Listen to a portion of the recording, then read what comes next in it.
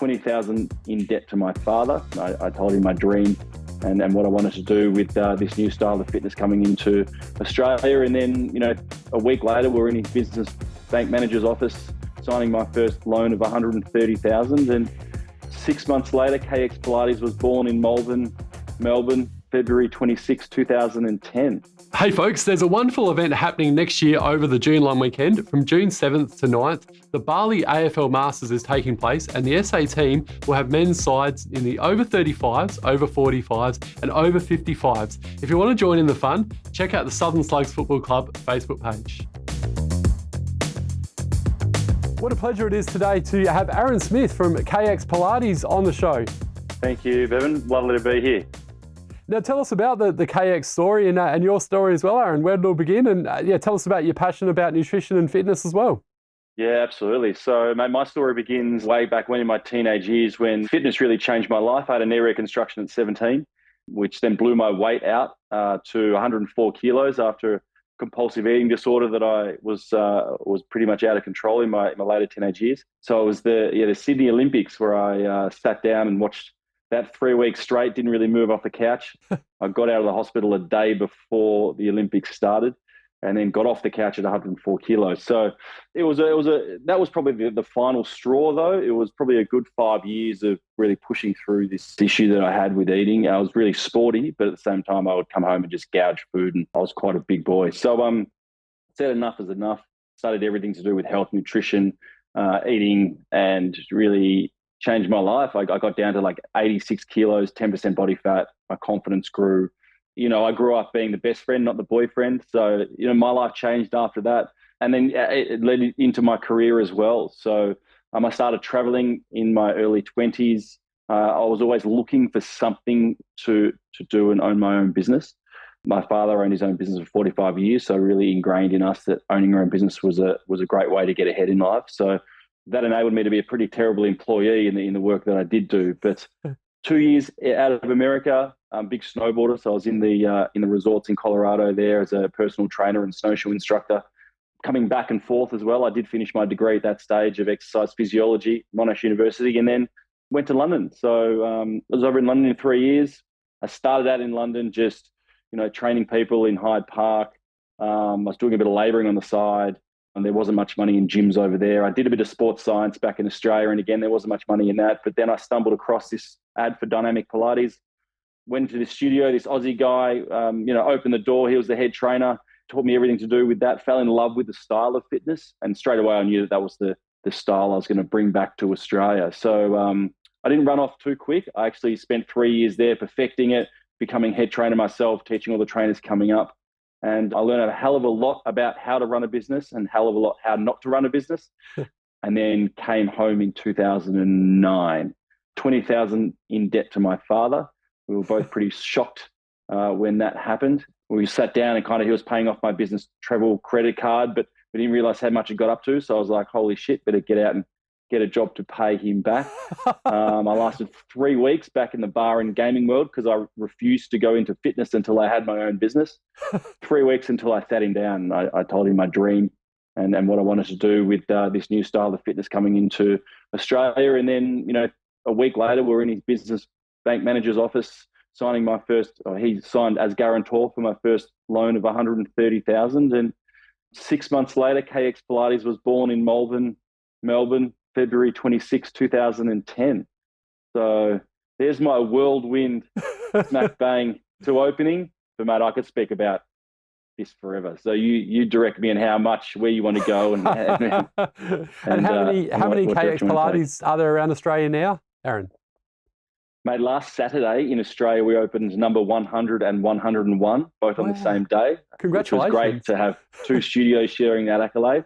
And we've got 10 studios in Southeast Asia from Taiwan, China, Singapore, Indonesia, and New Zealand. So our master franchises that we've sold into those countries have literally just begun. They sold last year or the year before. So they're just really opening up their concept company studios to really get the ground running, create that awareness of what dynamic or high intensity Pilates really is in those areas. They're a little bit behind the fitness industry of where Australia and the US and Europe are. So probably 5, if not a little bit more years behind. So they're doing a great job really getting the word out there. Boutique fitness is slowly coming into those countries. So it's going to be a really exciting future for those countries and a few more coming on soon too.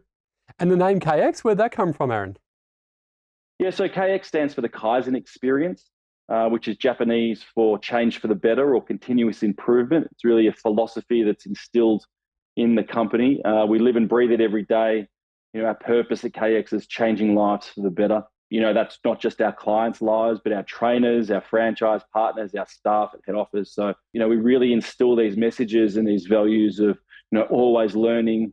We're very humble. We think we do a very good job being the leaders in the boutique Pilates market in Australia, but at the same time, we're very respectful of our competitors. Everyone has their own space. I'm quite good friends with the few other founders and leaders of the other brands, so it's good competition, but also really healthy that we're all in our own lane doing something a little bit different. And it's just great to see that it's bringing more awareness to people to move their bodies and become fitter and healthier, and that's the main thing. I can just see the smile on your face and the passion and the love that you're able to do something that you spoke before about not wanting to do personal training unless it was actually your own business. And the fact now you've got your own business and over 100 of those around the world, so something you should be very proud about, mate. So well done. Thank you very much. Appreciate it. And I want to go back to your stories before, because I've snow skied, I must admit. I've never snowboarded, and the amount of stacks I've had, there's just so many. What about with snowboarding? You had a couple of stories of some big stacks there? I was really lucky. I grew up in a family where my mum and dad both loved skiing. So I started skiing between my dad's legs at 2 years old.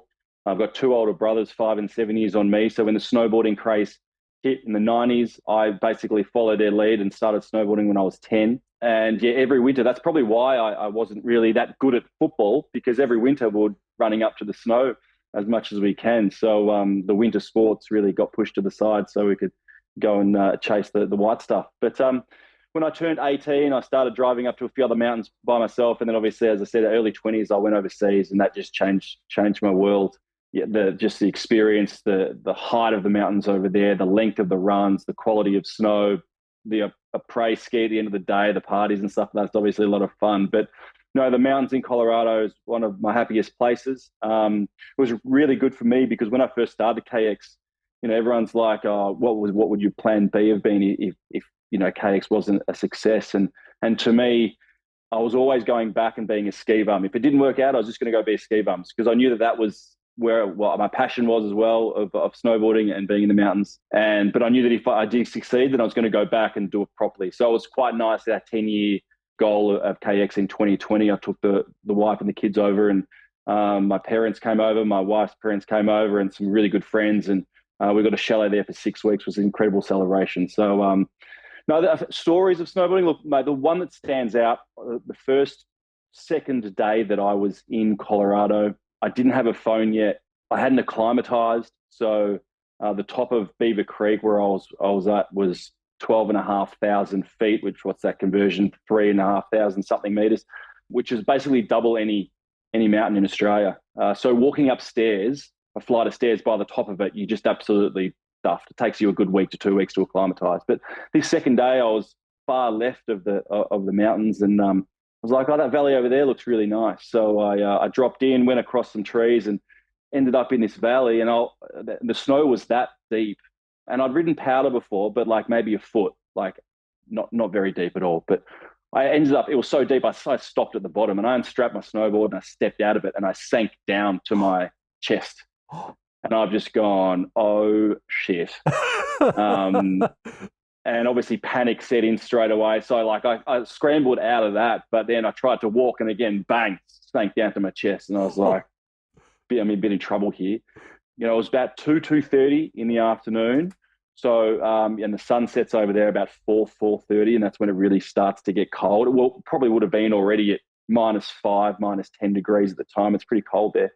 So I literally army crawled. Probably I got 30 meters in about half an hour to 40 minutes, not very far at all. And I was just puffing, panting, sweating, and I would have to stop like every 5 to 10 meters. It was horrible. I actually thought I was going to be out there for the night, and all those documentaries that I'd watched in the past about building snow caves and everything like that. And so anyway, it took me 2 hours to get not very far, probably about 50 to 100 meters back up this mountain. And then I stopped for a break. The sun had started to set. It started to get dark. It started to get cold as well. And I just looked up and there was this little orange tag on a tree. And, I grew up with Cubs and Scouts and stuff like that. And Orient, I was like, oh, maybe it's an orienteering course or something to do with that. So I kind of looked everywhere around it, and like another 30 meters down, there was another orange.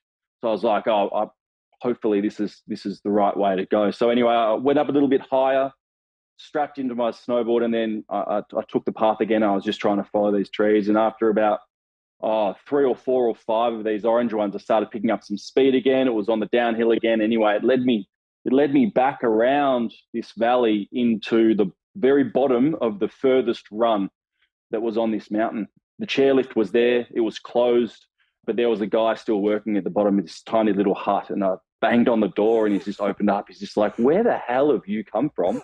This lift's been closed for half an hour. I'm just about to start it up to jump on to go home for the... So I told him my story, and he's just like, mate, you're incredibly lucky. Ski patrol doesn't go where you were. It gets to minus 30, minus 40 degrees at the moment because there's no clouds in the sky tonight. So you would have been in a lot of trouble. And there was a stage there when I was pretty scared for my life. So, that was really lucky. Jumped on the lift, went back up, learnt many lessons then about always carrying phones on you and acclimatizing and staying on piste unless you know what you're doing. So, that's probably the big story that stands out. But in terms of stacks, and I've had plenty. Plenty. My coccyx bone still reminds me of it once in a while too. So. I can actually share a story with you myself about a chairlift. And when I was a kid, I didn't know much about, I think it might have been one of the first or second times I'd been snow skiing with my family. And we're up, I think it might have been Mount Hotham or Buller, and we're on the chairlift. Yeah. And I actually didn't know when to get off properly. So I've actually got stuck on the chairlift just before a massive cliff. And they've had to turn the whole chairlift off at the whole place, basically, because otherwise I would have gone over the edge and killed myself on a cliff. So you think my parents weren't freaking out then? Couldn't have happened to a nicer bloke, I don't know. Thanks, mate. So there you go. We've both got a couple of interesting stories to share. And the lesson learned is to be honest with you, I think you're not a good skier or snowboarder unless you've gone through the pain of being stuck on a chairlift or falling off a chairlift, or it's you kind of try and put them to the back of your memory. It's pretty embarrassing too, because you've got the whole lift lines and everyone watching you as well. So it creates a good story though, like your story as well. So. Yeah, absolutely. And before we get back into the Pilates story, obviously you mentioned before, Aaron, you've spent a lot of time overseas. What are some of your favourite destinations? You touched on Colorado and your snow skiing, your snowboarding experiences. What are some of the other places you visited over the years that you've really loved, and why? Yeah, so look, let's throw it out there. Travel is an absolute privilege that I've been really lucky to and fortunate to be able to do over the last 20 years or so. I got the travel bug when I started traveling in my early 20s, and then ended up bootstrapping that whole trip throughout when I was living in London. And I'd work 6 weeks, and then I'd travel for 6 weeks and spend every single cent, and then went back, worked my butt off, and then again traveled again. So I think I was very lucky to do close to 40 countries in those 3 years. Barcelona is one of my favorite cities by far. Just the vibrancy and the culture that's there is incredible. Dahab in Egypt, I was a pretty big diver back in the day. So Dahab is known for one of the best diving destinations in the world, and that was absolutely incredible to dive all day and then get out and have beers with your mates afterwards. Is a pretty incredible holiday, if you ask me, to be around some of your best mates. And again, skiing in France, snowboarding in France was incredible. Geez, the list goes on. Jumping on horseback and riding around the pyramids in Egypt. We went to the World Cup cricket 2008 in the Caribbean. That was incredible. Oh. So we did 6 islands in 6 weeks. We did spring break in Cancun in Mexico, run with the Bulls in Spain, mate. The list goes on. I could talk about this forever. So you could actually write a book just on your travels by the sounds of it. Me and my best mate Rick at the time had a great time. Yeah. I was going to say, you could almost write a book just on your travels. I 100% could. And I've got a couple of travel stories in my new book, but I had to sit back and go, right, where are the lessons out of these stories that I can provide some value for? And obviously, that story of getting lost in the snow was certainly one of many life lessons, which is in the book. But yeah, there's some incredible travel stories out there. I was held at gunpoint twice, one in Brazil, in Rio by the police randomly. We had one too many people in a taxi. Pulled the taxi over and all of a sudden had machine guns pointed at their heads, which was pretty scary. And again, we were pulled over in Grenada by local militia and basically searched, and our tour guide got robbed. And so, yeah, so there's been some. So that's one of the reasons why I truly attest travel to being one of my best teachers, because the amount of things that you learn, what you've got to deal with, you really grow up, build confidence, the adversity that comes with things that happen. There's been many a night I've been sleeping on train station floors because I've missed my train, or an airport floor, and getting to a place, not having accommodation, having to figure it out. Or so, yeah, it was a huge teacher, especially in my early 20s, and I couldn't recommend travel to as many people as possible who can do it. And I mean, don't get me wrong, I worked incredibly hard for 6 to 9 months before I went overseas and saved every single penny. But I was in a great position because I was living at home with mum and dad. I had no expenses, and so that kind of worked out really, really well to my favour. So, and also, I had mum and dad's house to come to in the end when I was moving back to Australia and had no money and was in debt to my father and started the business. So that's what parents are for, though, right? Correct. Yeah.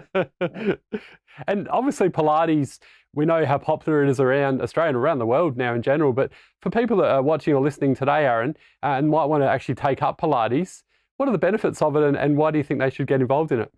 Yeah, so the Pilates industry is incredibly large now. I would say that reformer Pilates specifically, which is what the KX is about, we're high intensity reformer Pilates. Reformer Pilates is probably the most popular it has ever been. Now, rewind 13 years when we first started. Pilates in Australia was either mat Pilates at a gym, which is quite slow and boring. And after a couple of sessions, you're kind of like, meh, I don't feel like I'm getting a good workout. So most people move on, especially in a class with 30 to 50 people. They can't be tailored. Or you had your physiotherapy Pilates. So every physiotherapist in Australia at the time was bolting on a little Pilates studio to their practice.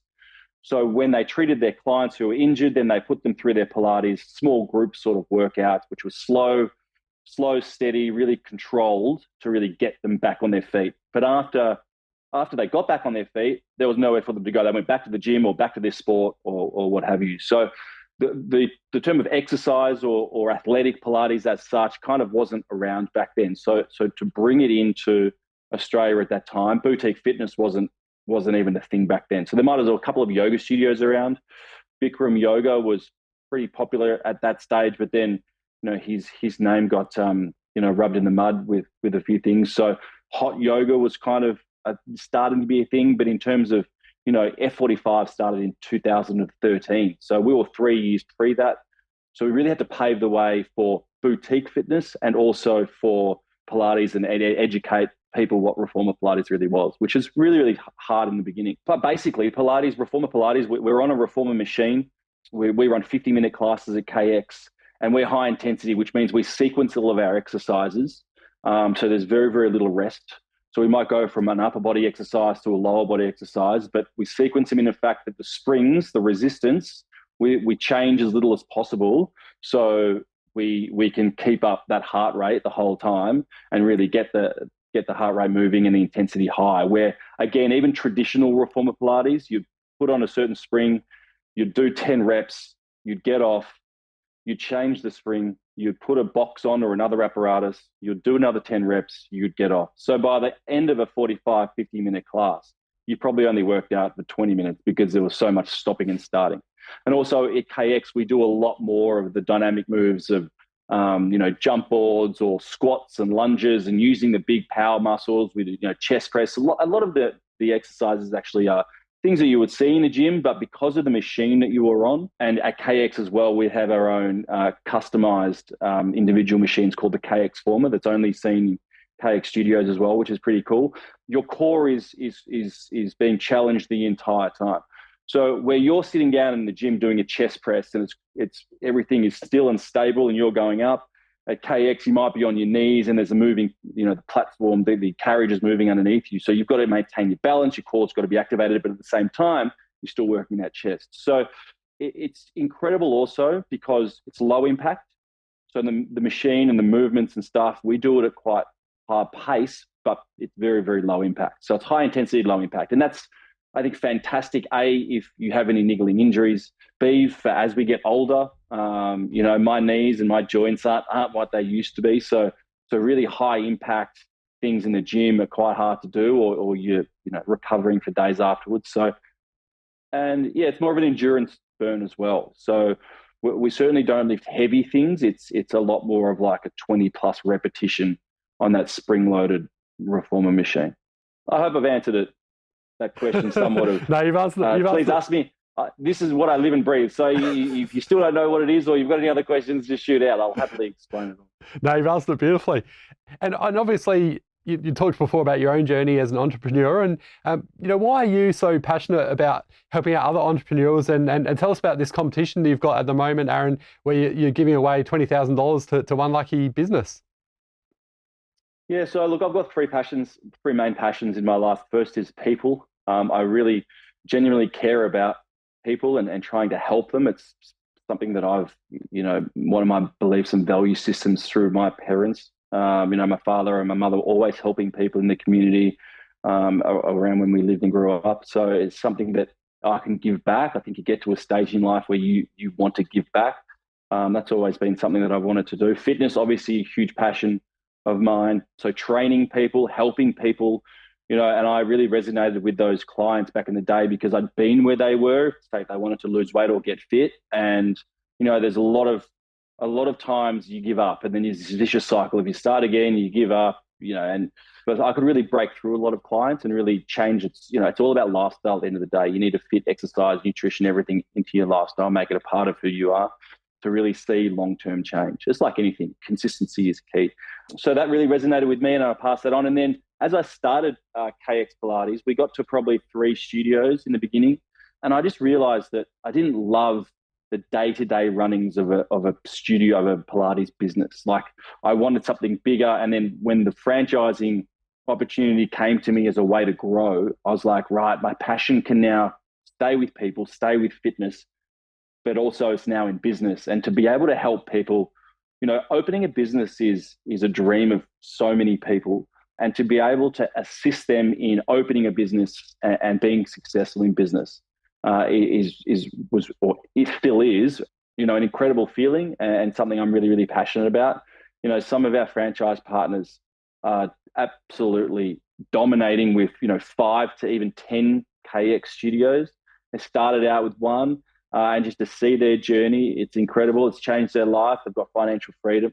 And, it's just great. Like, don't get me wrong. They've worked very, very hard to achieve it as well. It's not like they've just opened their doors and it's all work. But it's a relationship, and it's, and we're in it together. And that's the beauty of the model that we have in franchising in KX is unless they succeed, then we don't succeed as franchisor. So it's a really healthy symbiotic relationship of everyone coming together. So yeah, that's you've answered it beautifully. And before I let you go as well, has there ever been a time where a business has approached you and you thought, yeah, no, this is not the best idea, and how have you approached that situation? Oh, look, there's been many a terrible idea, but the main thing is you keep bringing up the ideas. That's the whole. I'm really passionate as well about innovation, and innovation is like 95% failing.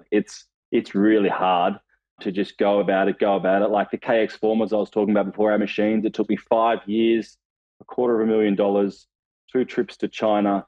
I think we put 90 of them into studios for my first manufacturer, that they just weren't perfect and I wasn't happy with them. Now we've gone back to our American manufacturer for Balanced Body. It's been an incredible relationship from the start, but back at the very beginning, I was too small to talk to them.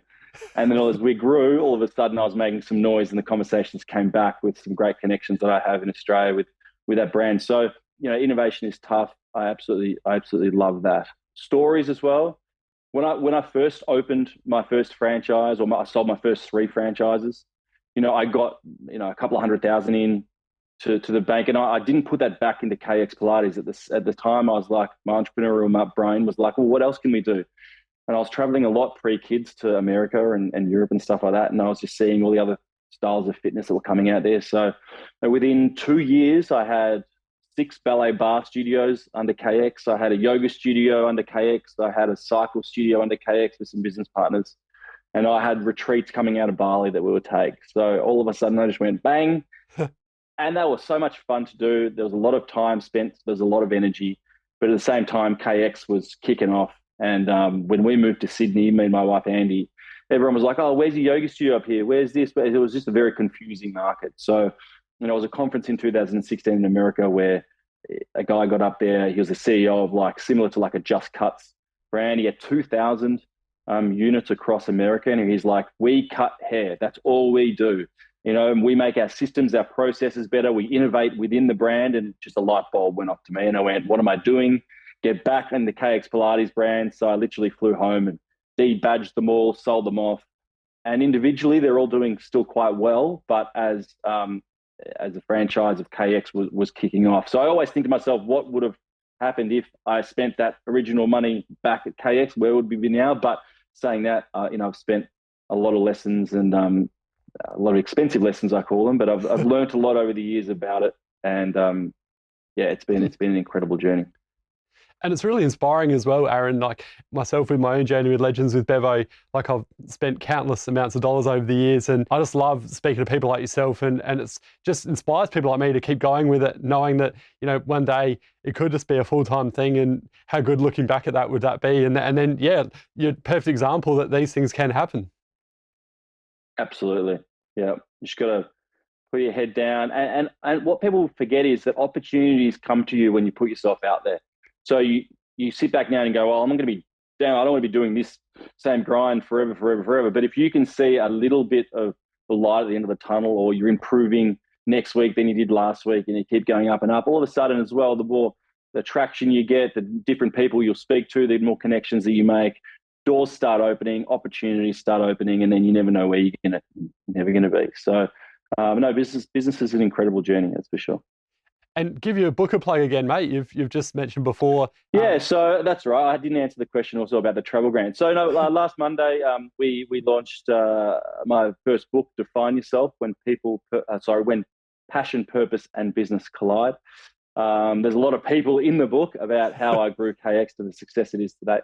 So yeah, that was to me just basically a memoir of the journey of KX, all the lessons that I've made along the way, or the mistakes that I've made along the way, and the lessons and the highs and lows of business. I put everything out there. It's a very raw encounter of the growth, all the way through to employing our CEO in 2018 and stepping to the side to really focus on family. And I love being the founder of KX and doing these sort of things as well. As you can see, passion kind of exudes from the business.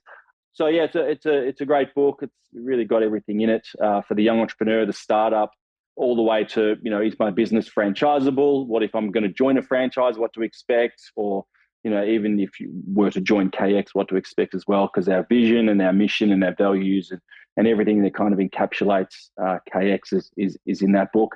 And to coincide with that as well, we launched our entrepreneurial travel grant, which is a $20,000 grant for a young, savvy business entrepreneur in Australia who has an idea that they can use travel, like I did, as a means to really perfect that idea and go overseas or Australia. It doesn't have to be overseas, but just to really get some more ideas, creative thinking, and to bring it together, which also comes with a mentorship from myself and my team for 12 months too, to really bring that idea to life. So again, it's just our way of giving back. In the book, we're giving a lot of value to the startup, to the young entrepreneur, but in terms of the people just with ideas, how are we going to help them? Because again, I was very fortunate to be in a position where I could travel. I was very fortunate in a position where my parents backed me. There's a lot of people out there who don't have that support. So, with a bit of luck, this $20,000 will change someone's life for the better. Yeah, and hopefully bring an incredible business idea to life. Well, Aaron Smith, thanks so much for joining us today. Obviously, congratulations on everything you're doing at the moment with KX Pilates, and obviously KX Pilates, you can follow that on Instagram and all the other socials. Is that correct? That's correct, mate. Handle at KX Pilates everywhere you look. We are there. But thank you for having me on, Bevo. I really appreciate it. Anytime. Keep up the great work, and we'll look forward to following your journey.